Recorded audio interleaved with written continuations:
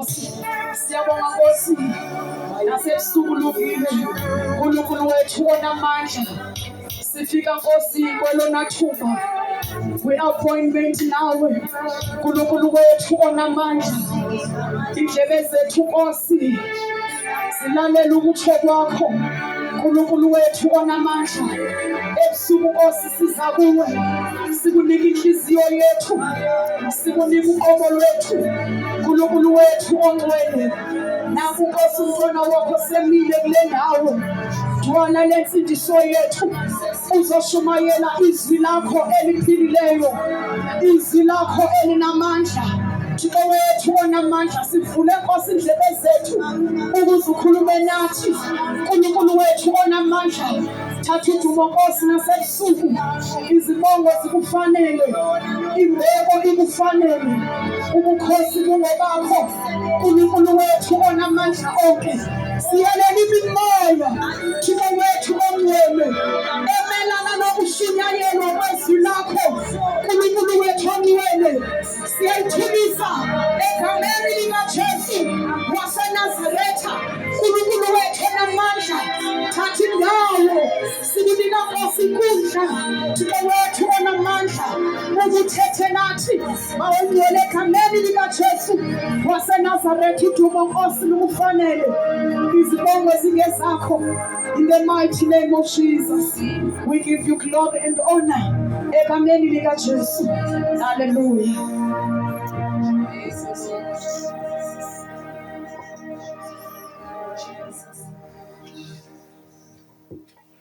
Siyathanda ukunibingelela bazalwane nonke, obaba bethu, omama bethu, osisi bethu, abafowethu. Sinibingelela nonke egameni lenkosi yethu Jesu Kristu. Amen. Ngokukhuzwa isibongo. uJesu wangenzela umusa nami kungazelele, wasindisa ukuphila kwami.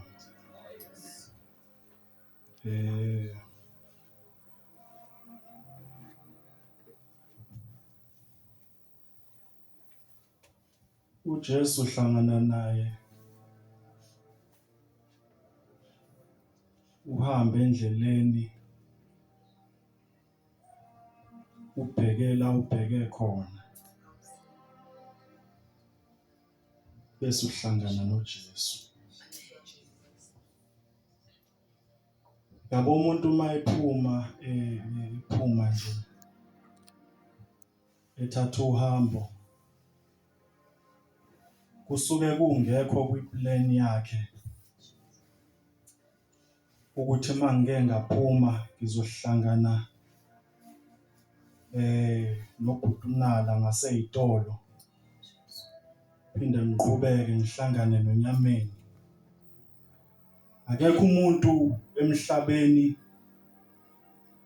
okusuke kwiplan yakhe ukuhlangana nomunye umuntu. noJesu uhlangana naye, uyihambela nje, ubheke khona. Haleluya. Ishintsha direction, ibheke kwenye indawo, ungabusafika la uyakhona. Alukho uhambo lahambekayo uJesu engekho.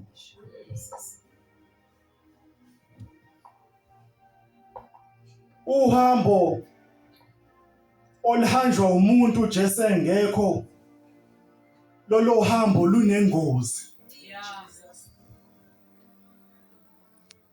Ngisho ngathi ulihambe emini, ilanga libalele. Uhambo lihanjwa umuntu uJesu engekho lunengozi. Lunengozi. Kodwa oluhanjwa umuntu onoJesu, ngisho lingahamba ngo-12 ebusuku, uma ehamba noJesu, kuzwakala uDavide ethula ubufakazi uthi noma ngihamba esigodini sethunzi lokufa, noma kuthiwa ngihamba ngidabula esigodini sethunzi lokufa, angiyukwesaba okubi ngokuba wena unami. Into eyenza siphile ingoba uJesu nathi. Alibonge igama lenkosi. Uma sihlehla sisuka kuJesu sisuka sibalekela ukuphila kwethu. Alibonge igama lenkosi. Amen. Ngeke ngibe ngumqezelwane. Siqale sibonge kakhulu ukuthi ngiphumelele. Siyazi ziningi izinto ebengazenza ngalesi sikhathi. Kodwa nakhetha ukonarisha invitation kaNkulunkulu. Nakhetha ukuzolalela uNkulunkulu kunokulalela iTV. Ngibonga igama lenkosi. Ngokwenza njalo uNkulunkulu anibusise. Ngizocela sifunde izwi lenkosi kafushane bese siyathandaza. Incwadi kaJeremiya chapter 22 sifunda verse 21 wakhona bese siyathandaza. Sisheshe sihlukane siye emakhaya ungakahlwi kakhulu. Incwadi kaJeremiya chapter 22 sifunda nje verse 21 wakhona bese siyathandaza. Sifundele setholile.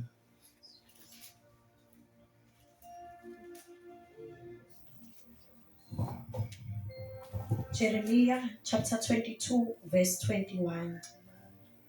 Ngakhuluma kuwe usenenhlanhla, kepha wena, amen, kepha wathi angizwa. Lokhu kuyindlela yakho kwasebusheni bakho, ukuthi awulizwa izwi lami. Amen. Siphindele futhi. Ngakhuluma kuwe usenenhlanhla, kepha wathi angizwa. Lokhu kuyindlela yakho kwasebusheni bakho, ukuthi awulizwa izwi lami. Sithandazela noma ukuzwayo. Sithandazela. Bayede uNkulunkulu wethu ongcwele. Bayede Baba wethu onamandla onke. Bayede mzali wethu. Bayede mnikazi womuntu egameni lika Kristu Jesu. uJehova igama lakho. uNkulunkulu umnikazi wamandla onke. Siyabonga Baba wethu ongcwele. Nasebusuku njena Nkosi ukuba khona ebukhoneni bakho. Siyabonga Baba wethu namandla usufikile. Namandla akhe amakhulu kule ndawo. Mase kukhona wena uNkulunkulu wethu namandla. Sine assurance Baba wethu ongcwele ukuthi ufikile nokuphila okuphelele. Egameni lika Jesu Kristu waseNazaretha. Izwi lakho uNkulunkulu wethu namandla lingamandla Baba wethu ongcwele. Yilo owazala ngalo. uNkulunkulu wethu namandla linamandla okwenza konke. Egameni lika Jesu Kristu nakule ndawo Nkosi siphambi kwakho.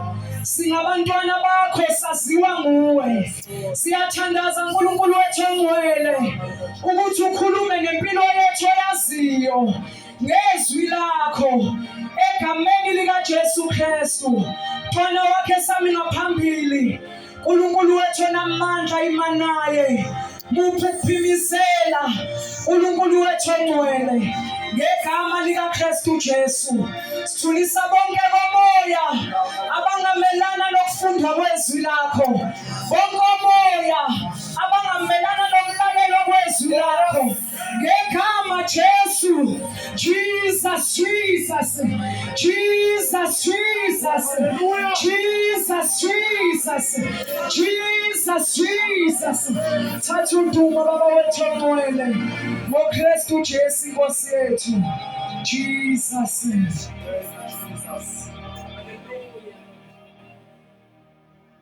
Ngakhuluma kuwe.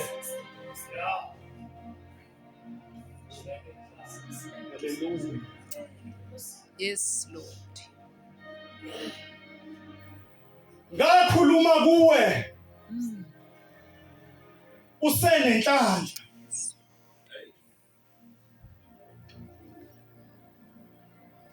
Angiyekanga ukukhuluma kuwe. Yeah. Ngakuqinisekisa ukuthi ngikhuluma kuwe usenenhlanhla. Amazwi lawa akhulunywa uNkulunkulu ewakhuluma kumuntu. Ngoba uNkulunkulu akayeki ukukhuluma nomuntu.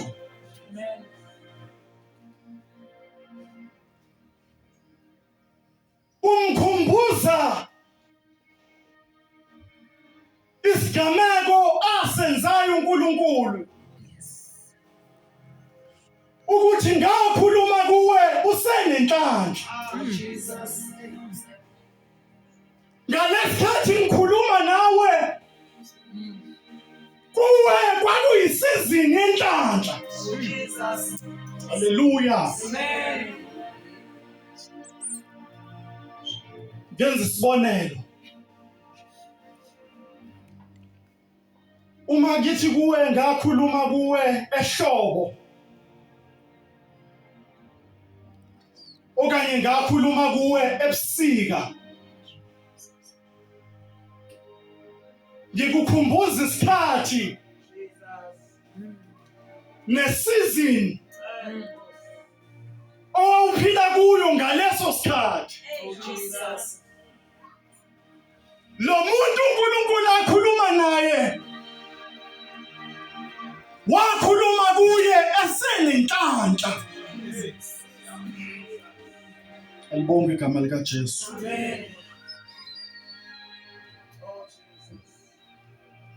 Lithi iBhayibheli wathi ngizwa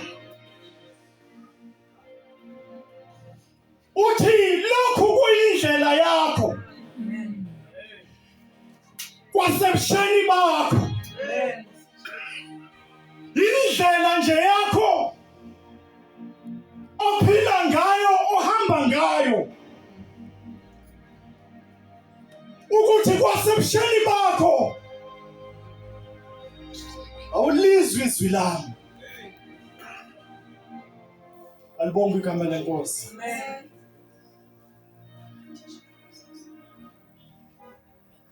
Uyabona uNkulunkulu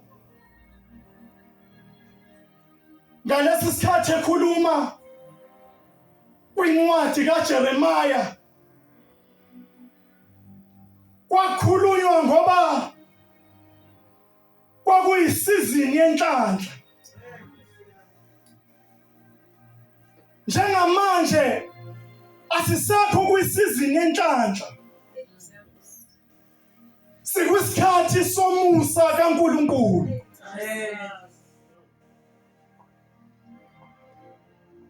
Akayeki uNkulunkulu ukukhuluma nomuntu.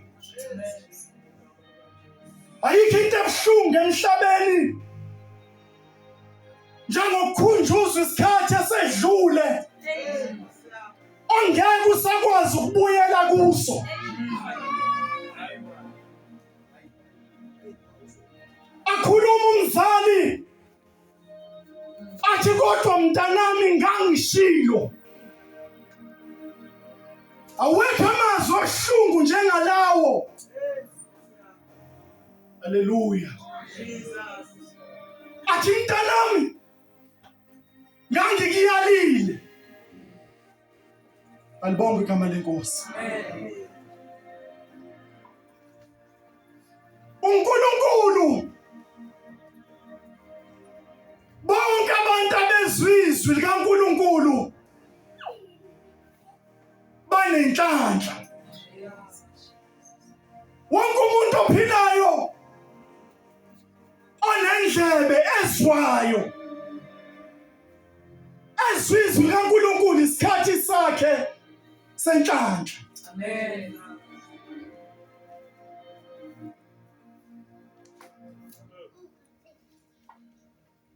Uyazi bazalwane, kunabantu njengamanje njengoba sikhuluma bayathanda ukuzwa kodwa basezwa. Day and night baphefumula ngemishini. Bayathanda ukubona kodwa amehlaba waboni. Bayathanda ukukhuluma kodwa bakwazi ukuphimisela amazwi ngemlomo yabo. Kudlula isikhathi senhlanhla. Alibonge igama likaJesu. Amen. Isikhathi sokuresponda emseni sikaNkulunkulu simanje. Amen. Uyabona njengoba uzwa kushunyela izwi likaNkulunkulu uthi ujike khona nali itende, uthi uvula iradio ukhulunywe ngezwi, uthi uvula iTV nangoshumayelayo. Isikhathi senhlanhla. Amen. Ngakhuluma kuwe usenenhlanhla. Amen. Ngakhuluma kuwe wawusenenhlanhla. Hallelujah. Kodwa waphendula wathi angizwa. Indlela ke yokuresponda ungangaphimisela ngomlomo ukuthi awuzwe kuNkulunkulu. Kodwa the moment uNkulunkulu ekutshela ngomusa wakhe urejecta, indlela omtshela ngayo ukuthi angizwa. Into ishoyo uNkulunkulu angi-understand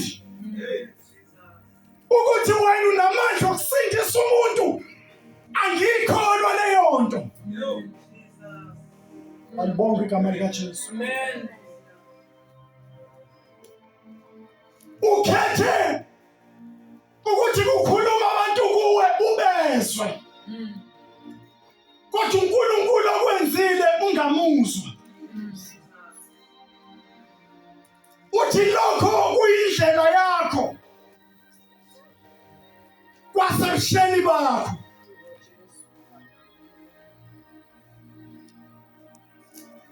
Umuzwa iBhayibheli likhuluma ngobusha.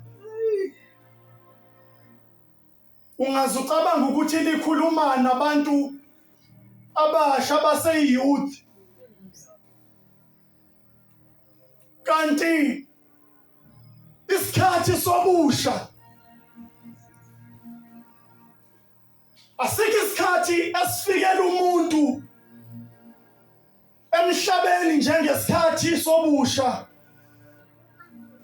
Isikhathi sobusha umuntu usuke nayo yonke i-energy. Usuke indlebe yakhe isharp ekuzweni. I-eyesight yakhe very sharp. Alibonge igama lenkosi. Amen. Ngamanye amazwi isikhathi sobusha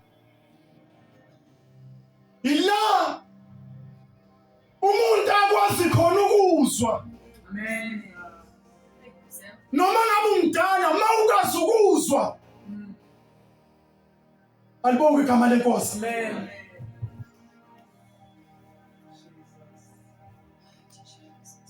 uNkulunkulu wayengakhuluma enza umzekeliso ngabantu abadala. Wayengasho ukuthi abantu abadala bezwe bayezwa. Kodwa ukuzwa kwaba kufani nokumuntu omusha. So ubeka isikhathi sobusha njengethuba la umuntu asuke sakwazi khona ukwenza yonke into ayenzekayo. Ngaleso sikhathi uthi uNkulunkulu angiyekanga ukukhuluma kuwe ngesikhathi senhlanhla. Alibonge igama likaJesu. Amen. Njengamanje sekuyisizini yomusa. Yonke into enesizini fanele ube nakho emqondweni wakho ukuthi iyadlula. Ayikho isizini elasta forever. Njengamanje sikhala ngelanga eliphumile. Kusasa sobe sikhala ngamakhaza. Ngaphambi kwakusasa sikhale ngomoya. Ingenxa ukuthi impilo yomuntu inama seasons. Kodwa izwi likaNkulunkulu namhlanje likhumbuza abantu ukuthi bakwisizini yomusa. Amen. Lithi iBhayibheli kukhona isizini ezayo. Lithi intombi ezinhle nezinsizwa ezinhle ziyozulazula. Zifuna nje zomele zilambele ukuzwa izwi likaNkulunkulu. Zingabe zisalizwa. Uyabona njengoba ushunyayezwa namhlanje. Kukhona isizini ezayo. Emva kwesizini yomusa. Bonke igama lenkosi. Njengoba seyisikhathi somusa, uSathane wenza ukuthi abantu bangalomeli izwi, bangalilambeli.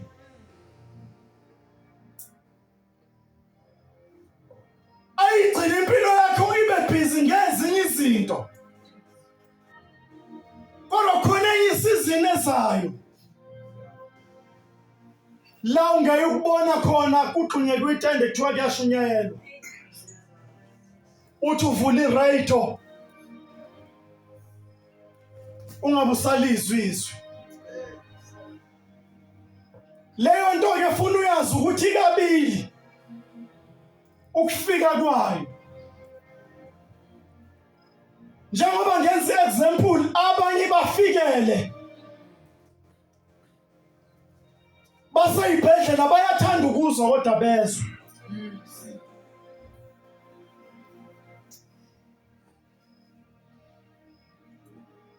Kusanda kushona omunye umlungu emsebenzini last week.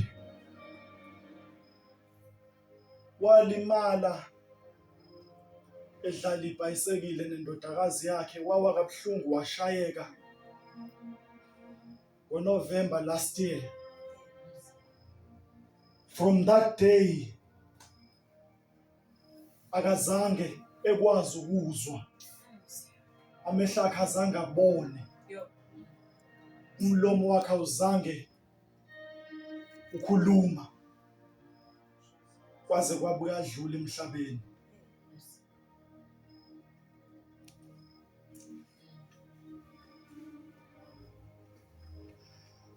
Angenzi example ngaye.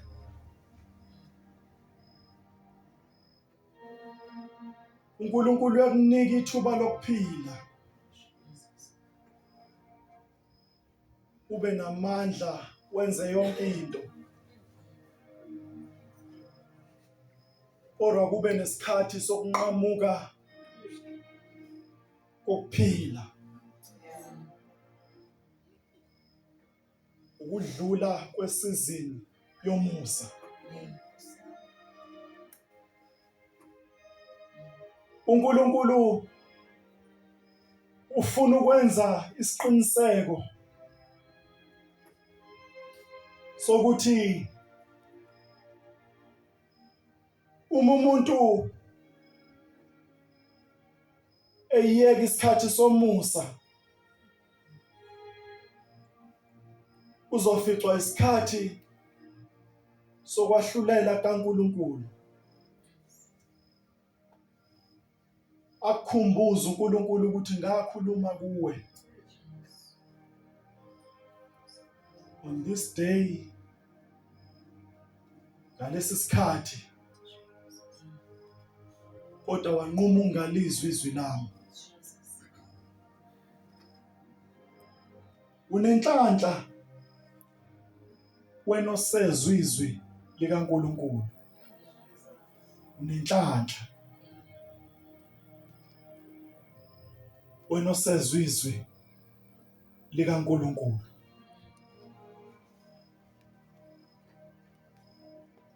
Ungaliyeki ithuba lomusa kaNkulunkulu ngoba lizadlula.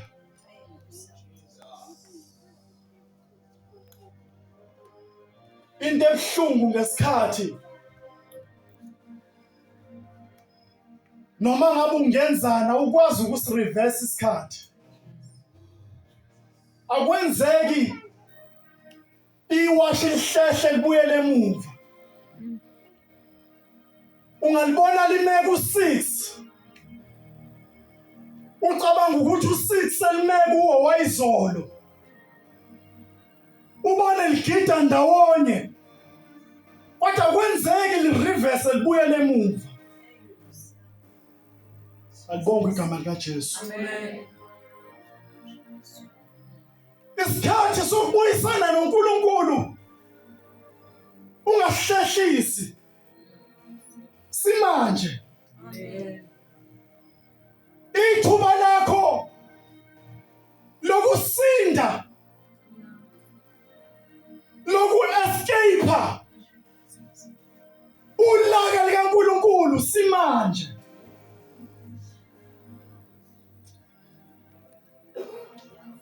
Ithuba lakho lokuhlengwa nokuxolelwa kwezono limanje. Amen. Alibonge igama likaJesu. Jesus. Sesothandaza. Imvuselelo iyaqala. Ora ukuzibuza umbuzo. Liyini ithemba lakho? Liyini ithemba lakho?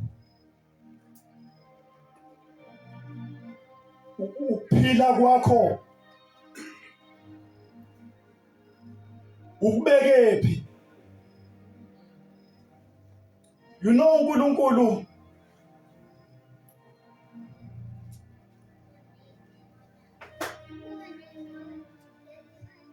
wenza ngamasibomu ukuthi asinike uJesu. Ngoba ukuphila komuntu akakwazi ukusiphathela kona. Umuntu uyafikela ubuthongo azele alale.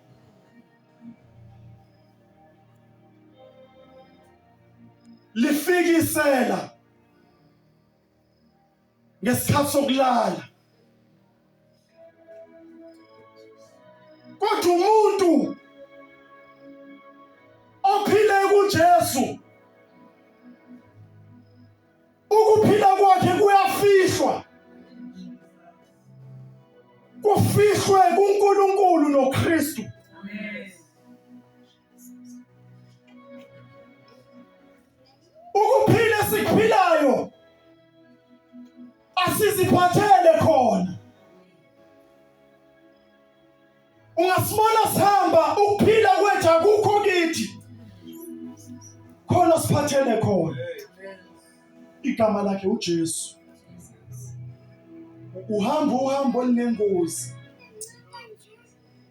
uma uJesu engekho. Sesothandaza sizonikhumbuza phakathi kwaphi ukuthi namanje useyithuba lenhlanhla uNkulunkulu akhuluma ngalo kuwe. Ukhulumile izolo, uyakhuluma namhlanje, nakusasa usazokhuluma, nangaphambi kwakusasa usazokhuluma, ngoba usaphila kwisizini yenhlanhla, isizini yomusa. Ungaliyeki lidlula ithuba lokuhlangana noJesu. Ungaliyeki. Alibonga igama lenkosi. Amen. Cela mfowethu nala usondele uzosithandazela. Sesiyathandaza. Azivala amehlo, sesiyathandaza. Sondela mfowethu nala uzosithandazela. Thank you, Jesus.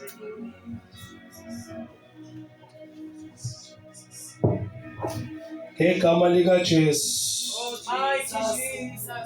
Isango lakhona lisavulekile. Isango Jesu. Isango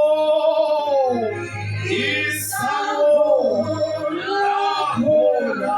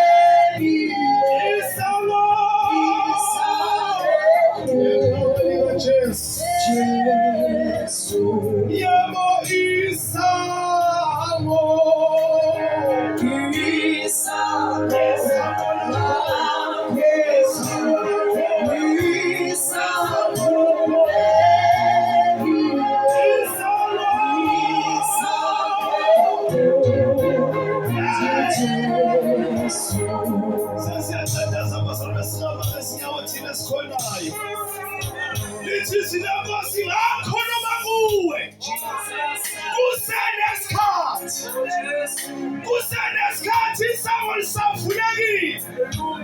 Kusenesikhathi isango lakhona uJesu. Ngakhuluma kuwe isikhathi sisavuma, kodwa kawulalelanga. Hawe bazalwane baphi, zwanini izwi likaNkulunkulu lithi ngakhuluma kuwe isikhathi sisavuma. Ngakhuluma kuwe usasiphilela emhlabeni. Lithi iBhayibheli uyawuzuzana kunokuthi ulahlanga nokuphila kwaphakade. Uma bekhona abafundisi ukuthi bazosuselana nale pulpit ngegama likaJesu. Isango lakhona, isango lakhona. Isango lakhona.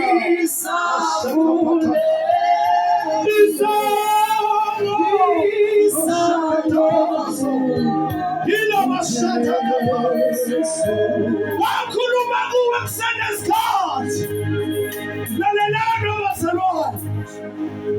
Uyabona njengoba sesiphuma nje sesihamba, ngitshela la into emhlungu. Asinaso isiqiniseko sokuthi kusasa sizovuka. Ngoba ukuphila kwathi asiziphathele ngezandla zethu. Ukuthi sengiyolala manje endlini aku-900% sure yokuthi ngizovuka. Kakade nokuphuma nje ngalalisa ngaku-900% nawuthi ngizofika endlini ubethi uNkulunkulu ngakhuluma kuwe kusenesikhathi njengoba ulizwa manje izwi likaNkulunkulu mawungayenzi ikhona inhliziyo yakho mawungayenzi ikhona indlebe yakho njengoba seliwile liwela ukuzosiza wena liwela ukuzokudakula ngoba masiphume ngaleli simo sihlazi uzobhekana nenkinga kodwa kuyoba ngcono ubhekana nenkinga sewuhlele ezwini kuyoba ngcono ubhekana nenkinga sewubambelele kuJesu kuyoba ngcono uhlangabezana nenkinga sewudibene nayo egama likaJesu nabanye futhi ukunyamelela nabazalwane uJesu mawumamukela kanye kodwa ngoba utheka indlela kuyenzeka sishayeke endleleni uJesu uyakuvumela ukuthi uzibuyisele nakuye akakubuza ukuthi uvelaphi bewenzani noma ushayekile endleleni kodwa ngoba uyakhuluma mawulizwa izwi lakho uyamthatha khona egama likaJesu sesiyathandaza uma khona uthi Jesu angase ngakwamukela uzocela uqala ngayaphakamisa isandla wathi nje Jesu angase ngakuvuma engasiphakamisa isandla bese besifika bathi Jesu wakwamukela kodwa ngenxa yobude bendlela izinyawo zami zahamba ngenye indlela ungabe usakhathazeka namhlanje egama likaJesu uma bekhona abasijala ngicela baphakamisa isandla sithandaza egama likaJesu Inkosi ibusise abafowethu Inkosi ibusise umfowethu egama likaJesu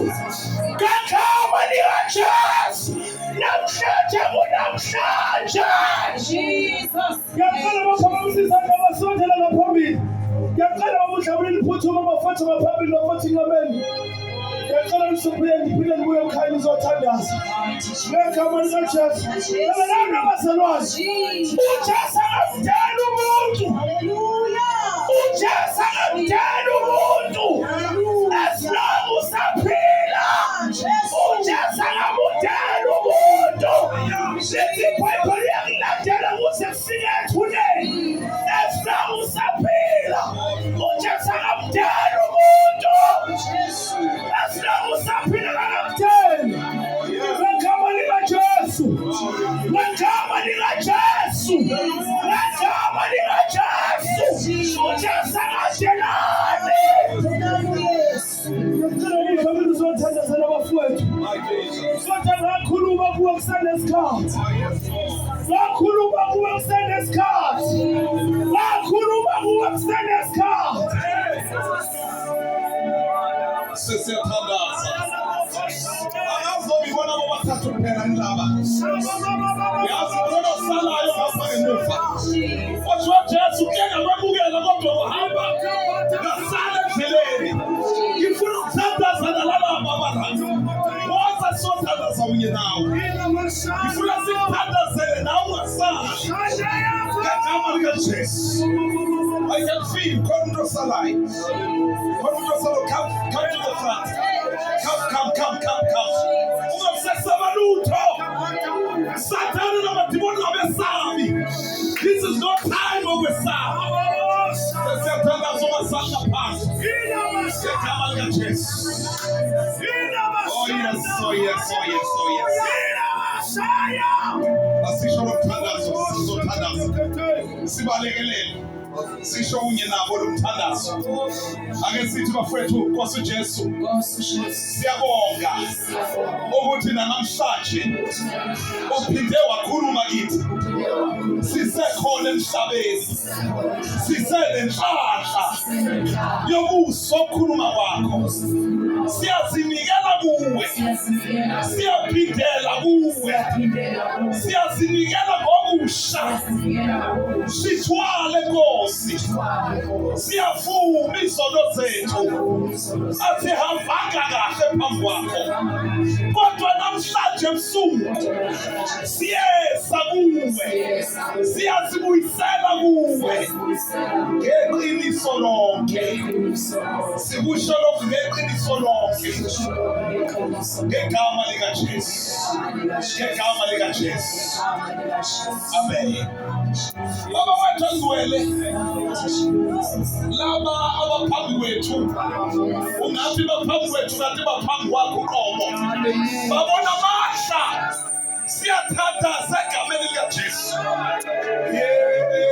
Jesus, bayazibuyisela kuwe Baba wethu ongcwele, saba sebaphambi kwakho.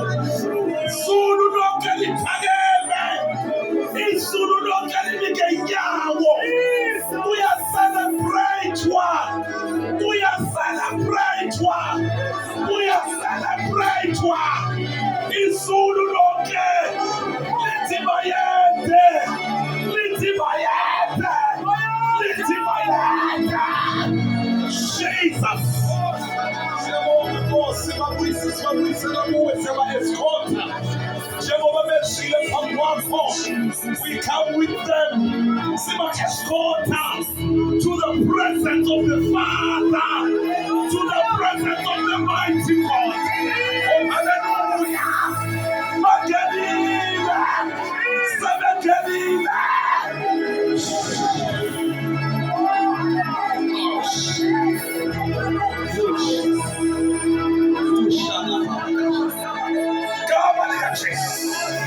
Power!